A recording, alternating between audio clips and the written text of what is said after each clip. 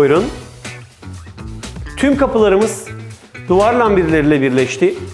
Dolayısıyla kiler alanını, içeri gireceğimiz kiler alanı da gizli kapılar ardında tuttuk. Yani burayı açtığınızda sürgülü içeride saklanan diğer kameraman arkadaşımızı göreceksiniz. Genelde ada mutfaklarda ya bar sandalyesinin girebileceği uzunlukta mutfak tezgahını uzatıyorlar, bar tezgahını, ya da ayrı bir masa koyuyorlar.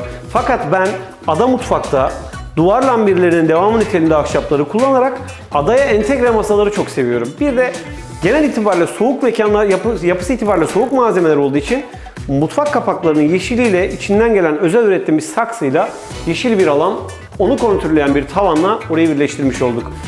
Dolayısıyla dip duvarlarda, yani dip dibe gelen alanlarda, yan yana gelen alanlarda yine nüt tonları ve doğaya uygun olan yeşil tonlarını kullanıp burayı sonlamış olduk. Biz harika bir yer olduğunu düşünüyoruz. Siz de yorumlara yazarsınız. Buyurun gezmeye devam edelim.